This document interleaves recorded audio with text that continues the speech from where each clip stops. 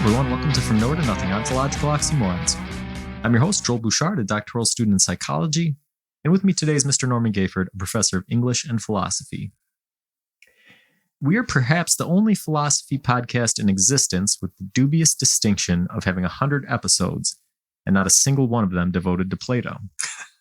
Today we will rectify that. And although perhaps we should have gotten around to it sooner, I think it stands as a testament to the idiosyncratic way we produce a philosophy show. It may not be ideal to some, but does the ideal philosophy podcast exist at all? Plato may have a thing or two to say about that. What is the form of an idea? So Plato, obviously one of, if not the titan of Western philosophy. And we talk about Plato all the time on the show. Sure, yeah. But if you go through iTunes or wherever you listen to podcasts and you search for a philosophy podcast and then you kind of dip in and see what their show titles, you don't even have to scroll. Within the first 3 or 5 episodes that pop up, you'll see Plato. Because I'd say it's a starting point, but there were pre-Socratic philosophers. There's Parmenides and Heraclitus and these people who people have always been thinking since they've had the luxury to sit and think, which which we do on Saturday mornings. That's sort of a fascinating epoch to me, or era, is this idea of when did that occur? Like when did humans finally sit down and start thinking, I don't have to worry about what I'm going to eat or where I'm going to sleep or how I'm going to protect myself for 5 minutes. So I'm going to look at the stars and, hey, that looks like something. When does that happen? And it's probably the beginning of recorded history, really, in some regards. Yeah. So, but Plato really changed things, changed the whole course of Western thought. So, who was Plato? The interesting thing about Plato is that he is in this center of this triumvirate of Socrates, Plato, and Aristotle, and Socrates was Plato's teacher. Socrates, as we said before, that never wrote anything, and Plato was one of many of Socrates' students, or Socrates' students, and then Aristotle was one of many of Plato's students. But somehow it all focuses down on Plato because I think Socrates was his method, his approach. He didn't have a school. He didn't have a curriculum. He was just a gadabout wandering around asking questions and poking at people with intent, but still. And Plato formed a school with a curriculum, insisted that people know mathematics before they started with him. So already we got prerequisites at that point. That was nothing like Socrates. And Plato, unlike Socrates, was trying to, seemingly, looking at his work, was trying to form a connected, systemic approach to the world, to thinking about the world, to piecing together everything that we can know with an ordered set of questions that each one is dependent on the previous one in order to. Now that's Socratic, but in the sense of the broadness of the questions, that was new. Yeah, it's fascinating to look at these guys and then piece together their early lives, because Socrates, they really, it probably couldn't be more different than Socrates and Plato. When you look at him, Socrates is kind of an ugly guy, sort of unpleasant, and Plato's an athlete. Yeah, Plato, a wrestler, an athlete, came from a kind of an aristocracy, like a family of notoriety, and it's funny to think how they sort of came reminds together. Me of some days at work back in the day for me. You had these young, sharp people come from all walks of life, but here you are saying, well, I'm a crotchety middle-aged guy. Well, what can I do for you? Yeah. and we know less about Plato than we think. And this is, and I think you've probably stumbled across this in the readings that you've done. But Plato may not even been anything other than a pseudonym. Plato and a word Platon. Platon means broad. And there's a lot of speculation that it was just a nickname. That broad because he apparently was broad of shoulders and quite a wrestler and an athlete, and broad because of all of the different topics that he tried to pull together. So I think the speculation is his name might have been Aristocles. Yeah. But how would life have been different if we talked about we didn't have Plato to talk about? Yeah, it's like too close to Aristotle. I don't know if people wouldn't have been able to differentiate. It was, yeah. But yeah, Plato, and he lived a good long life too. 71, I think. Yeah, I think that they think it's about 80 years, but anywhere between 75 and 84, and well traveled. He was walking around the Middle East around the favored the city of Syracuse. Yeah. So yeah, that's kind of the background. And Plato himself, he wasn't, despite the contrast between him and Socrates, Plato didn't really care for writing stuff down either. No. According to some of their own writings. Not at first. He was even known to make statements saying things like, that he wouldn't actually write down any thoughts of value because it would expose those thoughts to undue criticism. If he was going to actually say something of meaning, he wanted to say it in person, so he had a chance to have a dialogue with somebody and form a rebuttal to whatever things they might say against him. Yep.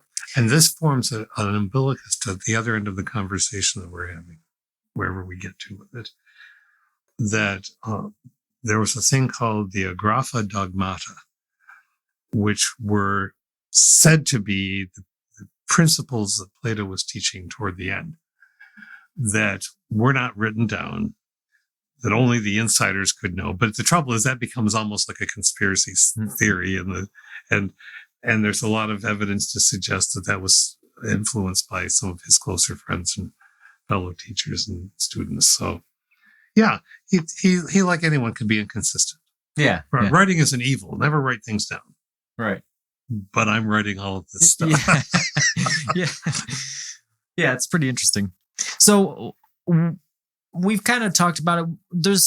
What do we know about Plato's early life? So do we know much of anything, really? Not nearly as much as one would expect. I think there are details, but I hesitate to try to derive a person's philosophy from too much concentration on biographical details.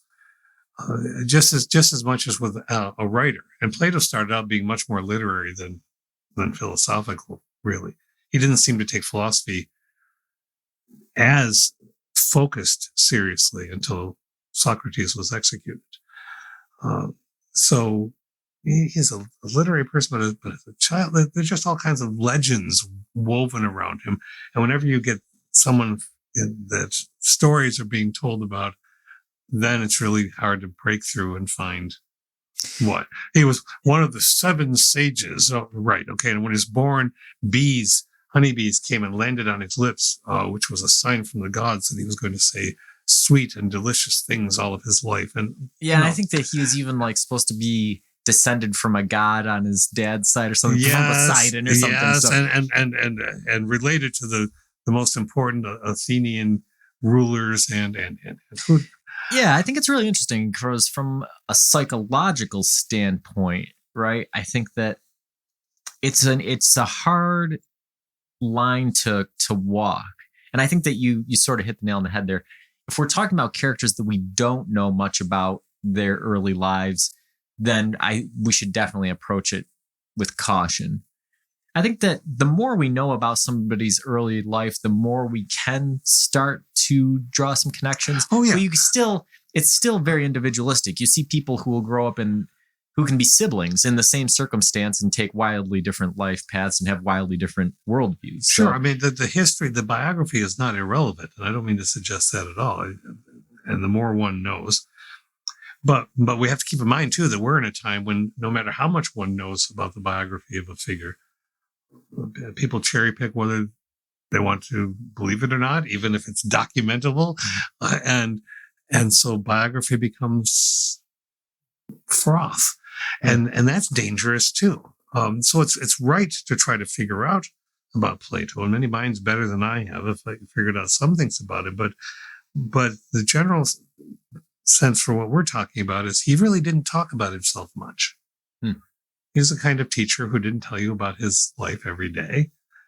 He was from an aristocratic family, whatever that means back at that time. So there was some wealth, but not much else.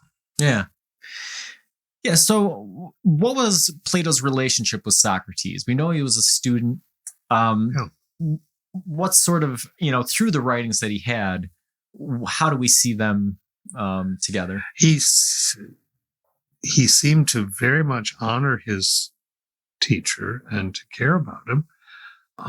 They, of course, because it was a healthy teacher-student relationship, diverged plentifully on some things, and partly because of Socrates' execution and a number of other factors contributing to it, Plato absolutely rejected the idea of democracy. And when I was very young, I thought, and when I read the Republic, and we'll get to that and talk about that, but I thought, well, because I was raised in an ideological fashion where anybody's going to trash democracy. Well, and I've been rereading the Republic and of late, and he was right about a lot of things, that I wouldn't have been able to allow myself to realize when I was 20 something. Yeah. And so he's a good teacher in his writings, but his relationship with Socrates was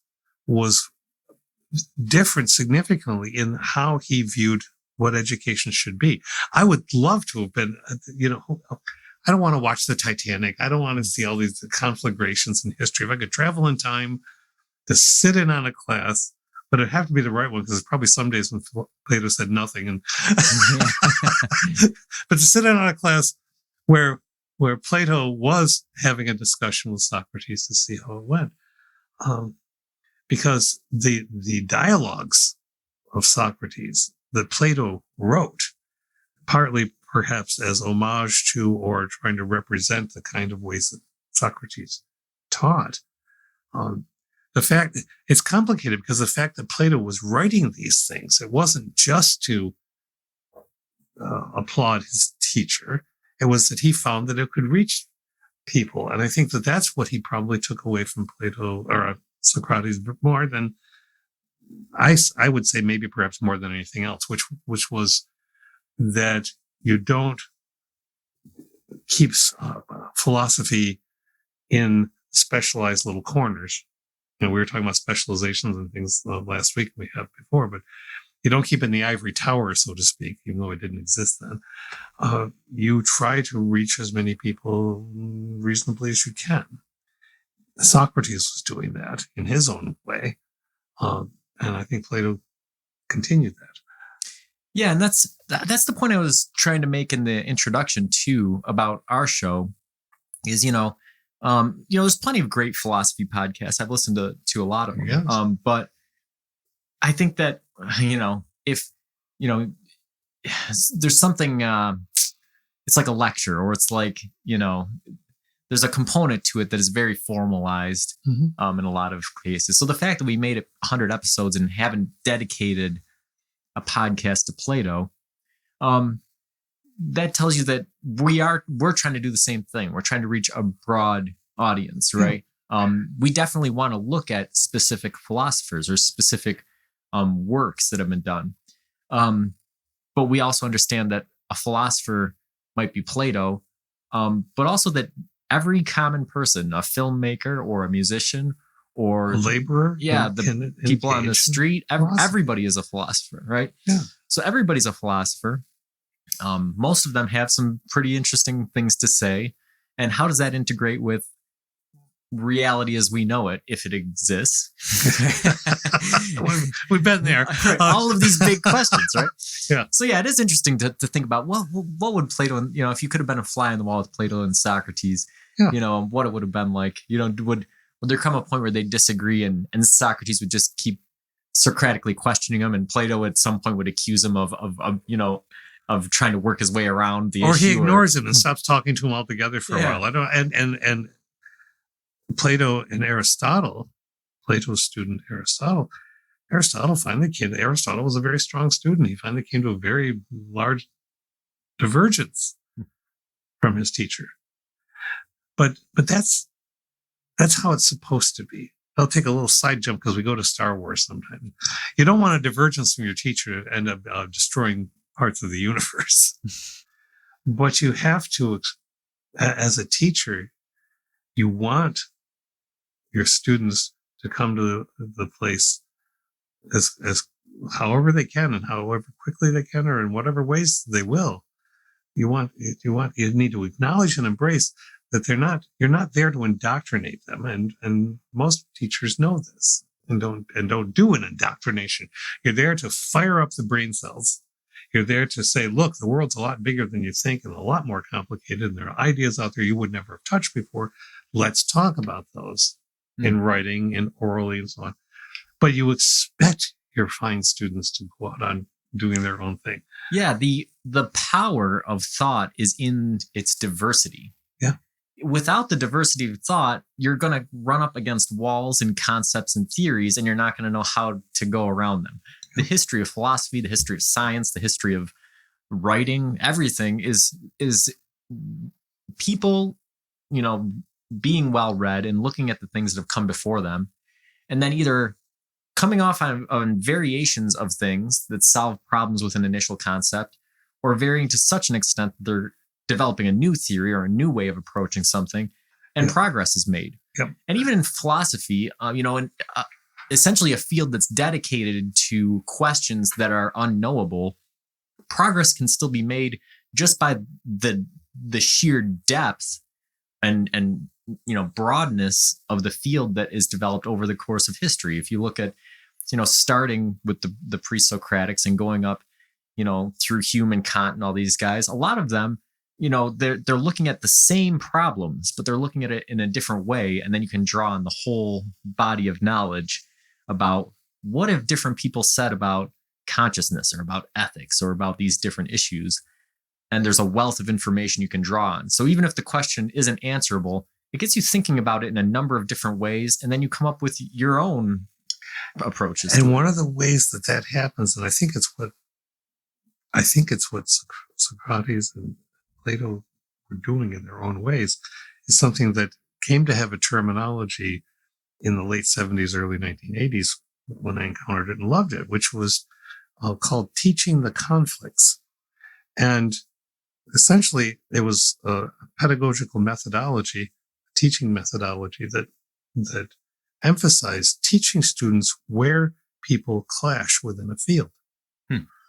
Because that's what's going to wake people up and say, now, can you imagine that being done in our schools today with any kind of support? Teach collision of ideas. Now we just burn the books. No, burn the books. No. Teach collision of ideas. No, we can't talk about that. That's verboten. Teaching conflict helps students realize that nobody has the ultimate answer about everything, and that very fine, educated people with virtuous motives end up whacking into each other over the ideas and their approaches to them. But they somehow find a way to make that contribute to a field, and the knowledge grows in messy, difficult ways. And I think that that's what these two were doing. I think that Socrates may have had arguments with Plato, probably did. I would love to have seen those. We see Socrates doing this with other people and all the Meno and the Phaedo and all the different dialogues. Would have been nice to see it with Plato, right? Yeah. The Plato. Yeah. Yes. Socrates was a verbal pugilist, whereas I don't know that Plato was. I don't know if there's anything to indicate that he was much of a debater or. I don't know that, but I do know that to follow up still with the question that you would ask, one of the essential differences is that the Socrates is his method ends at what's called aporia, which is often where we end up, which is to say, well, we haven't really drawn many conclusions. Sometimes he goes more into the negative, all the things that we don't know. Plato wanted structured answers. And I think that's where they diverged. Right. Yeah. It's interesting. I'm reading a philosophy book for my class currently. And the author, that's what he kind of stresses, going all the way from Plato up through Kant, even to non-philosophers, but people with philosophical ideas like Freud or Darwin. And saying, really, if you boil it down, the history of philosophy is an unending battle between skeptics and rationalists, right? People who are saying, essentially, in some way or another, we can't ever really know anything, and other people that are saying, if we just take if we can reason it out, we can know some things, right? Yep. And that is the big debate of philosophy, that the humans, it doesn't matter what topic you're looking at, whether it's metaphysical or it's the entire field of epistemology, but on ontological, ethical, all these fields. Can we actually come to know some things, or is it beyond our grasp? And I think that the optimistic, well, I think you and I are on that path. Well, when we grapple, we come to some things. We try. So Plato had formed a school, an academy, okay, but it lasted 800 years. And I remember one of my professors talking about, and do you think that the school had the same curriculum that whole time? Oh, of course not. So like eight years roughly after Plato died, skepticism became the curriculum. And then there was new Neoplatonism and Middle Platonism, and all the way 800 years. The only thing that shut down the school was Emperor Justinian, Roman emperor, who shut it down because it was pagan learning and not Christian, and therefore was not worthy of being talked about. So, I can't help but think about these things as we look at.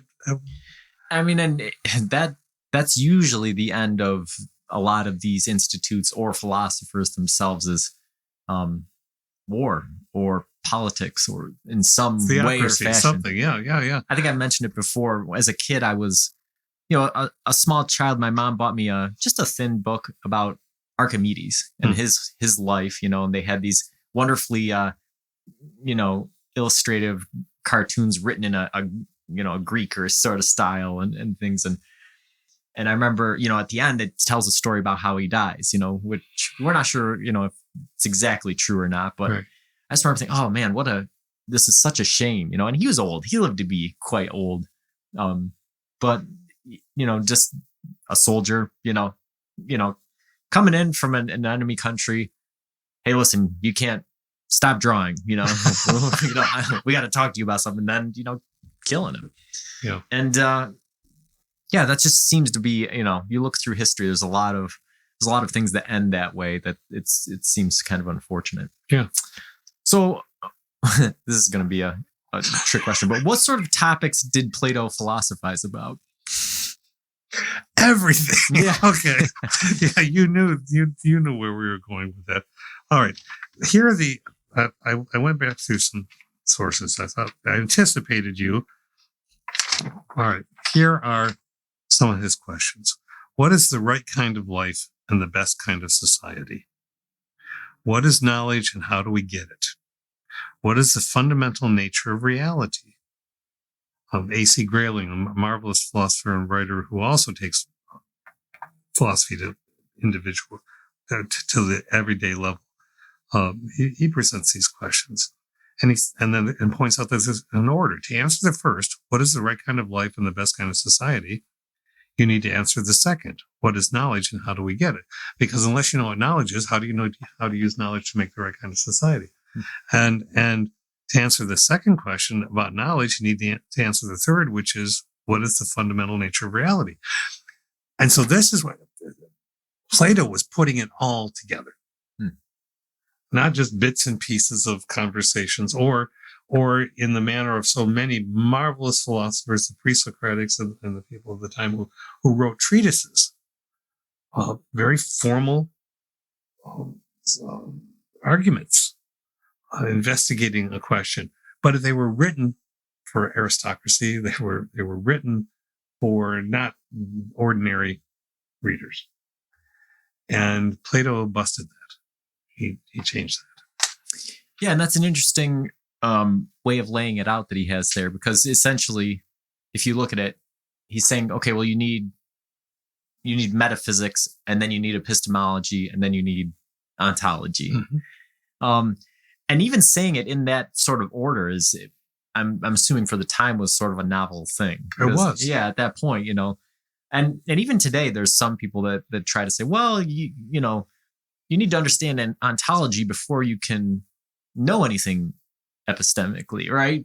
Like, well, if you don't know what the nature of being is, then how are you going to come to any knowledge, right? Yeah. So this is still a debate that is happening to this day. And a lot of this emerges, again, when Socrates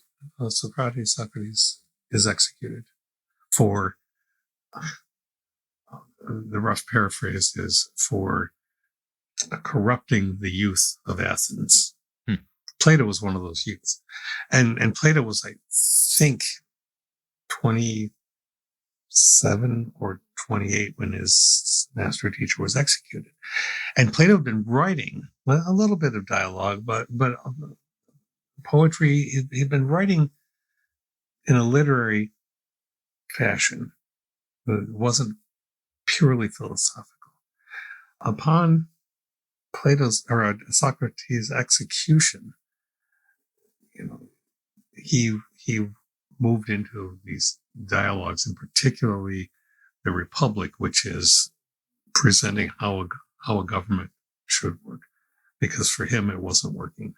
It was clearly not. Yeah, some speculative history here.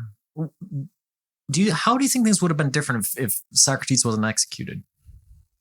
It's a fascinating question. It's one of those what ifs, those multiverse things.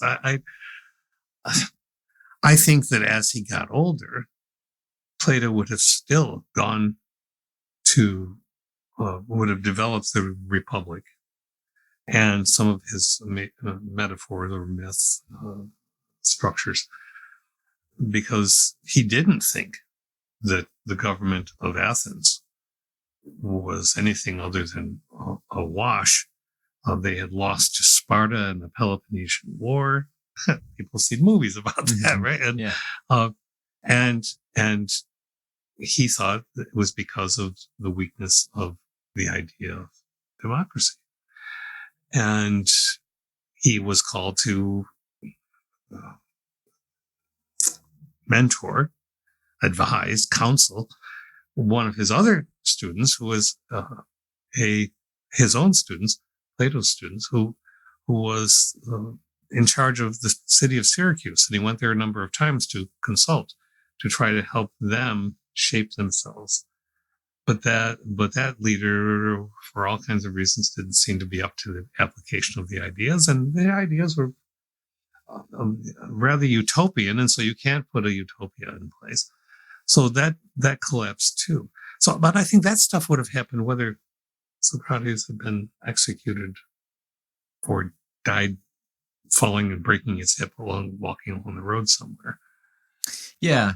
It is interesting. You see these events, and it's hard to say throughout history how they change things, right?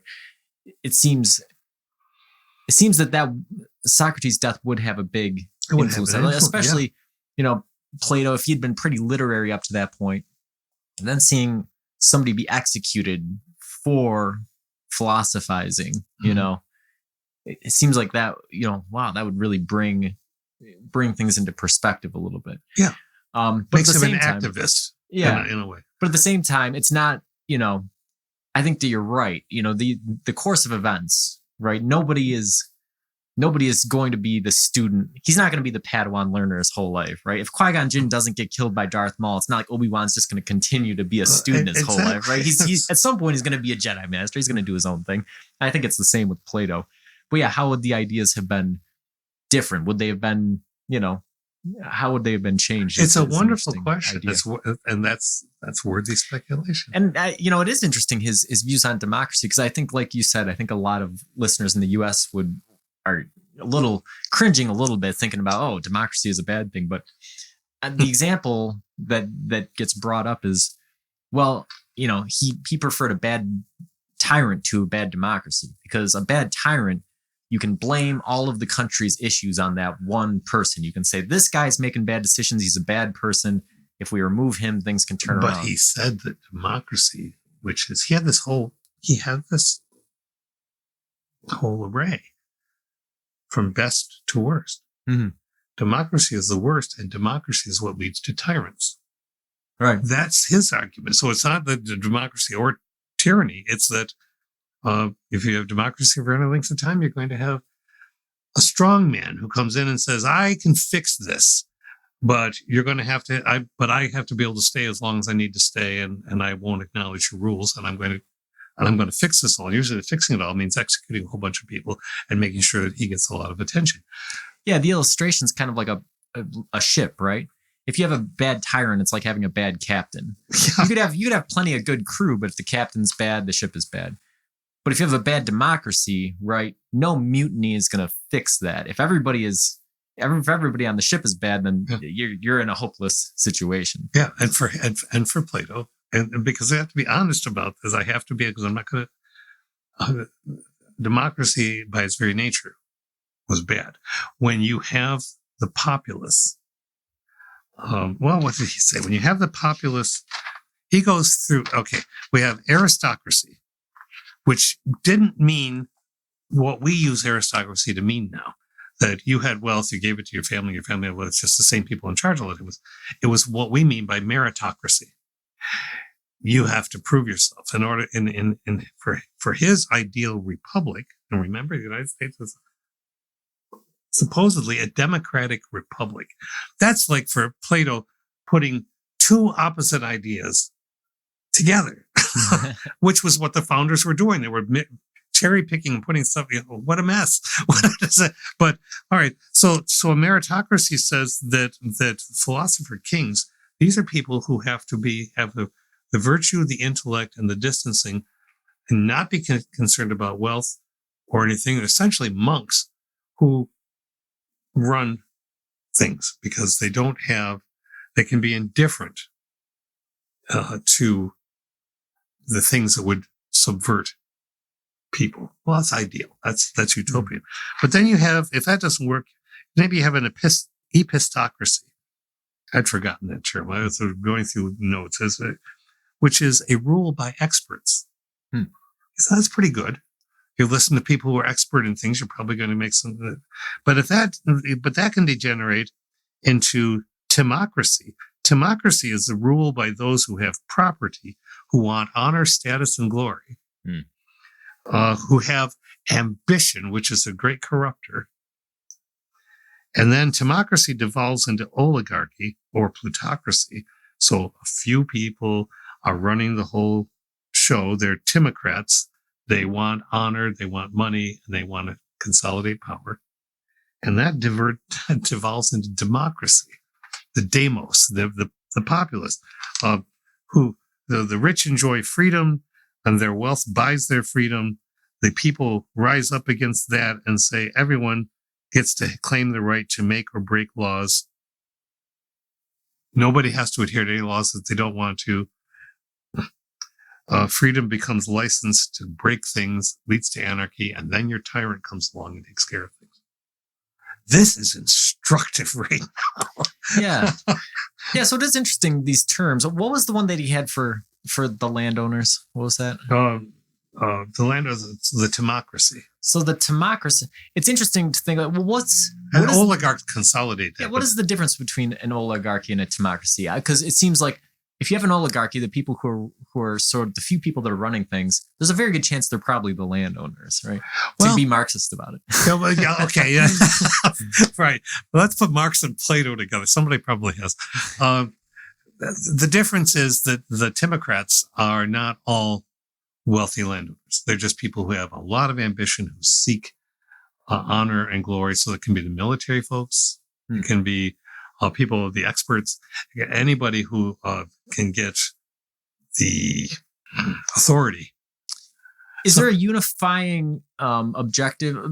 Is an oligarchy unified in some way, whereas the others are kind of out for themselves, or is everybody out for themselves regardless? Well, sort of way?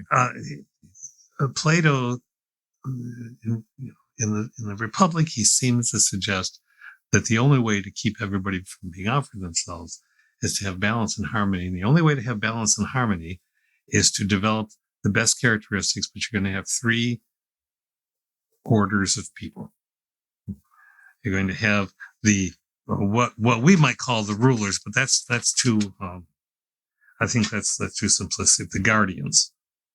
And now we start thinking about the watchmen, right? That the guardians are the people with wisdom, temperance, justice, courage, athleticism, no private property, and no temptation to accumulate. They eat with moderation. They don't stack up a bunch of stuff that they don't need. And they're concentrating on the state. And then you have the warriors. And these are the courageous folks who may also have justice, athleticism, and everything else, but they're not so interested in being distanced. And so they're going to make they're going to lead elements of the society, but according to a temperate and balanced harmony with the guardians. And then there's the rest who also are supposed to be temperate, but don't have as significant roles in leadership terms, but still have to maintain that temperance, which is a duty, a deontological thing, so that the whole system works. And if your whole system revolves around temperance, then humanity has a very slim chance. Well, yeah. And Plato knew this. You reread and of course it's translated and marvelously translated in many ways, but you reread it and you think, yeah, of course he was human. And it's just like anyone else. And of course he had to know that this wasn't ultimately completely achievable, but he also, like any of us who see a system that just seems to be wrecking itself, so there's got to be something better. We have got to work towards something. Yeah. Yeah. And I think that there's a value to that. I think that some people, I mean, kind of like we did, will laugh at it, right? Oh, well, people can't be temperate, but there's ways of doing it. You can develop programs that help people with things. And of course, people can be temperate. I mean, you don't have a drink every night. You have a drink once a week. Mm-hmm. Or if you're alcoholic, you don't. And if you eat, but you don't eat to excess, like the Romans vomiting into troughs, you eat what you need. Right. And I think that the government can play a role in helping people with that way, healthcare services and other factions. And you're starting to see that a little bit more in the US than you did before, whereas it was just every man for himself. You're starting to see a little bit more, and technology's helped in that way. There's apps that will help you keep from overeating or making sure that you're exercising or doing these things. And some of them are being provided, for free. And it's a good way of there's a long way that we could continue to go with it, but it's a good start. But yeah, getting back to this, so do you think that in Plato's mind, democracy and anarchy where does he draw the line? One step away from each other. Yeah. One is it's inevitable that one leads to the other for him, because the moment you have the populace, he says, when the crux point, I think, in rereading of this, is that when you come to the place where people decide which laws for whatever nation state it is, he was talking about city states. He didn't know what we are. But when you have people who pick and choose which laws they will obey, and then you have other people say, no, you got to obey this law because I say you have to obey this law. Well, I'm not going to obey that law. Well, I'm not going to obey that law. Then you've come to anarchy. We are very, very essentially close to that in this country, I think. I will not comply. That applies to many of us on in various political areas. And it's a dangerous place. Yeah. So we've talked about sort of some of the ideas on politics and stuff. What other ideas is Plato most known for? Well, using stories to reach people, not treatises, but I mean, think about it. Have you read any of the dialogues? Yeah, right. I know you have, but recently you read them and you say, this was ordinary reading for people, not in the 21st century. But you read the dialogues and you realize that, I mean, there's a bit of a setup for both. Who are these people talking? You're sort of coming into the middle of a situation where a conversation's been happening, as if you're walking into a room. And so it's really interesting and down to earth. He does that. But then as he's doing that, he also tells stories, sometimes stories that he has made up, sometimes stories that are ancient myths of one kind or another. And he uses those as models. He's really the first one to use those stories as models, metaphors, really. So the Ring of Gyges, or the charioteer. I was thinking today, driving over here, well, I wouldn't put reason in the cart. I think he had that wrong. The charioteer story is that Plato says that the soul is made up of a tripartite, made up of three parts. There's reason, there's spirit, and appetite. Appetite, yeah. And so think of it as a charioteer. Reason is in the chariot driver's position, and there are two horses, appetite and spirit. And appetite is what we would call, on Maslow's scale, shelter, sex, food, keeping warm, that kind of stuff, right? And so the horse is going to fly low, low to the ground. It's going to be, but of course it's a flying horse. and then the other one is spirit, which is rising toward something large, trying to take something in, your emotions are at play, trying to take something that you're feeling and doing something with it. And reason has to pull those two horses together if the chariot's going to get anywhere. Now, that's a really cool metaphor. Story. It's almost id, ego, and superego, in a long ways before it happened. Isn't it? Yeah. And so then you say, whatever else I think about Plato, my God, this person was thinking about things that became modern in the 1900s. Right. So they said, or the Ring of Gyges. What happens when you get it? It's again, like I said another time, Tolkien, who was a classic scholar and a medieval scholar, he took the element of this and he worked it his own way. The Ring of Gyges is a ring of invisibility. If you put that ring of invisibility on too often, what, if any way, does it affect your moral character? And, well, so Gyges puts the thing on, and pretty soon Gyges is sneaking into people's rooms looking at things that he shouldn't be looking at. And it's a much more complicated tale. But would Gyges have been, would any person wearing that ring have been the same person if they didn't put that ring on? And having the power. So it's about power. If you have, and then it takes me over to, people who always poo-poo the idea of superhero stories. We've had enough of them. What of it? Okay. But if you look underneath, some of them are trash and some aren't. If you look underneath it, it's about power.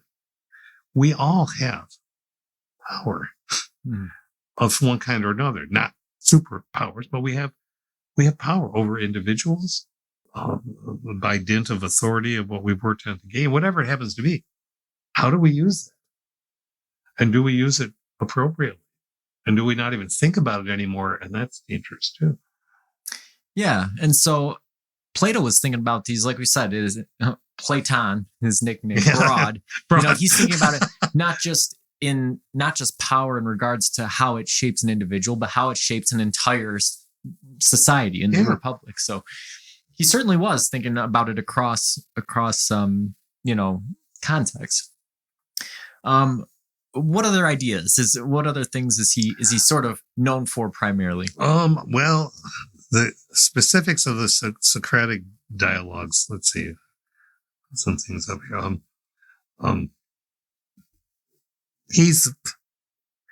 One could say Plato invented Atlantis. He refers to, we've all heard the story of the island well, I don't know if they had all heard that story or that was just written in as the fiction and that he invented it. But that's taken people down a rabbit hole for millennia. Yeah, that's the thing is I'm so curious about Plato because when you read the dialogues, right? There are these enormous long things and you go, if this was a real conversation, right? Yeah. It would be impossible to remember all of the things that went back and forth. And it would also probably be impossible to write it all down as it was happening. So it almost makes you wonder, like, did these conversations happen? Or were these hypothetical things that he was using to demonstrate a point that he had thought of? He fictionalized, quite probably. Because most of us do, even if we write a memoir, we are fictionalizing our narrative. We're trying to remember something. Even if you go to sacred text, the Gospels were not written, for the most part, by the men whose names are on, and so somebody who's 80 remembering a conversation from 20 years when he was 20, or somebody 100 years after that conversation happened, you know that it's not going to be chapter and verse, word for word. Yeah. And so, we've talked about in the past how philosophy is the intersection of sort of science and art, right? Yeah. And you see that happening. I mean, I think that, based off of the purely fictional scenarios that Plato presented, sort of combined with the biographical, or the supposedly factual things he documented, or you look at John Paul Sartre, these other people that used philosophy in an artistic way, right, to get across points of value that are very big. It's kind of interesting. I mean, the chariot is called the myth of Phaeton, and for various reasons, there's a young man who has to be allowed to fly the sun god's chariot, Helios, and for a day. And this is where he's deriving those three ego, superego things that we call it now. But what happens is that the young man takes the chariot so close to earth that he burns the earth. He scorches the earth. And so the story is about, along with other things, about how the misapplication of knowledge or the hubris that you've learned everything and can handle something immediately can lead to great devastation. Yeah, man, it's fascinating. You want to talk about the Platonic ideals a little bit? Yeah. I didn't go to that initially because I think that's probably the most off-putting for people. I think it's probably the thing that it might be the thing he's most known for, but it's so it's good to cover. But okay, so he had so many other interesting things about his philosophy. The interesting thing is that before I start, just say this: Plato was considered a realist. Okay, but he said that there are two realms: the realm of being and the realm of becoming. Well, and other philosophers down the line wrote books, Being and Becoming, On Being, and so on. And the realm of being is a static realm in which there are forms, and the forms are of everything almost. And then the almost is the part where it all starts to fall apart after Plato is died. Plato even challenged himself on it. But let's say, so there's a form of tree. There's the perfect ultimate tree in this realm, and the form of goodness, and the form of properties and values and so on. Unchanging. But that form participates with, interacts with, or is copied into, and people have challenged this wording because those are different things too, into the life we know, the realm of becoming. So we don't have a perfect tree. We have a tree that has elements of a perfect tree. We can't be perfectly good, but we try to work at it, and so on. But that ultimately the soul comes from the realm of being. It comes into the world and forgets what it knew in the realm of being. And so life is a process of unforgetting. Education is a process of unforgetting, anamnesis. Brilliant. I love it. It's, so you're working hard at unforgetting the things that you knew in a different life, in a perfect life. And if you work really hard at it, you may actually live a better life in this world before your soul goes back to the realm of being. Yeah. So this is, it's a philosophy again about how we come to know things, right? So, and Plato has sort of a strange take on it, right? Because it's not like tabula rasa, right? We can all, that sort of makes sense, right? You come into the world and you're just a blank slate, and then you learn stuff. And then there's other people who, talk about, okay, well, you have some things that it's a nature nurture kind of argument. Yes. But Plato almost goes beyond nature or nurture into sort of a supernatural. Yeah, it's one could say it's a mystic, a spiritual. He didn't make it the realm of gods, which I think is very interesting. And toward the end of his work, back to that agrapha dogmata, the principles that nobody writes down, he was, but people have written about it for a long time. He modified this or explained it further to this extent that the realm of being essentially is that reality is oneness, a totality. And the realm of becoming is a place where dyads function. And so dyads are, by the implication of the name, are oppositions of excess and want, courage and cowardice. Pick any collision that you want to, the ambiguous and the definite. And he said that life is the dyads. The reality we know are the dyads working against the oneness, working not against with. It's very messy to somehow take us toward that. Now, so obviously, as time's gone on, people have sort of gotten away from Platonic idealism. Why do you think that it's still talked about so much? Do you think it's because of Aristotle? Do you think that's why we sort of remember some of this? I think partly, and I think partly it's still a reaction to the idea that there could be any realm of the ideal, a static realm. How do souls get from there to here? If souls, and then there are all kinds of questions.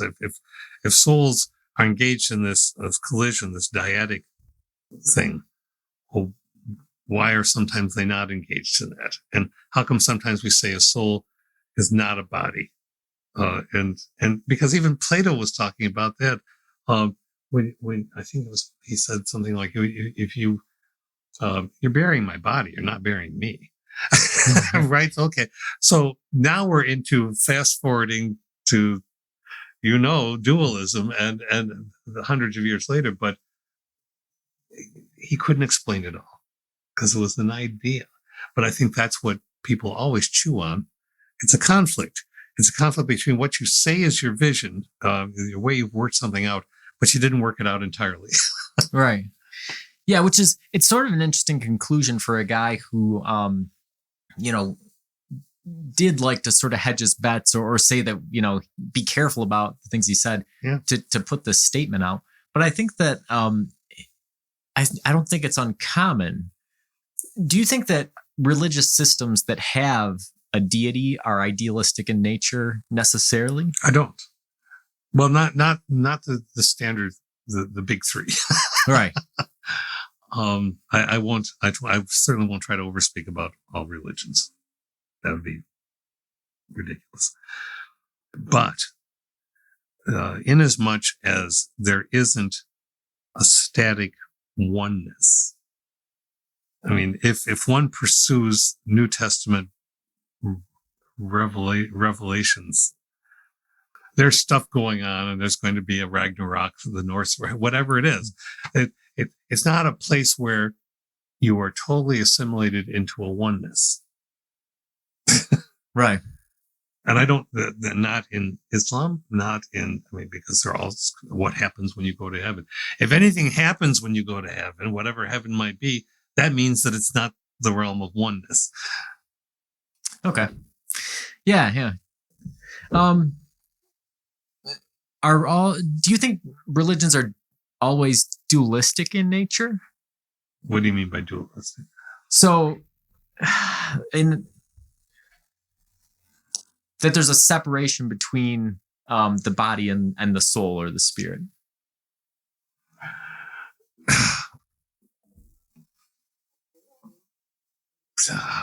I think the big three do. Those are the ones I'm most familiar with. Right. So Superman, Batman, and Wonder Woman. Right. We've got Judaism, Christianity, and Islam. Don't you? I mean, my experience of reading sacred texts, of even participating in the community to some extent, is that there's this body we're always supposed to be keeping down, and the appetites that we're supposed to be eschewing, and that Plato was talking about that.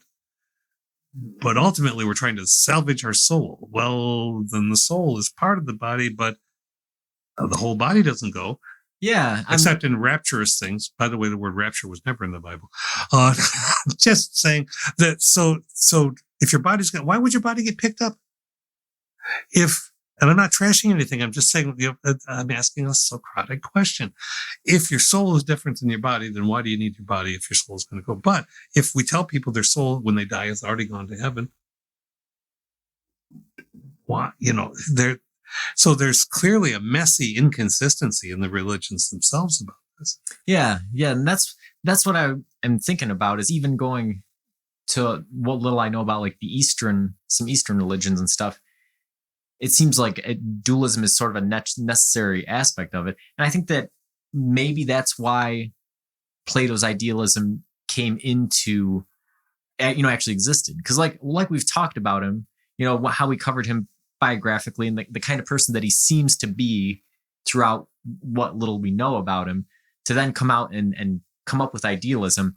It seems like there's a religious aspect to it that he couldn't quite shake, or a spiritual element to it that we feel constrained to somehow see as religious. Yeah.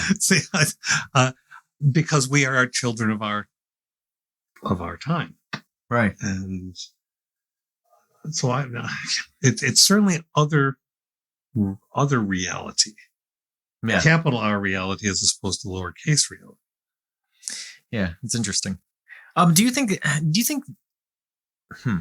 idealism still influences any philosophy today? Or do you think we've completely moved past it?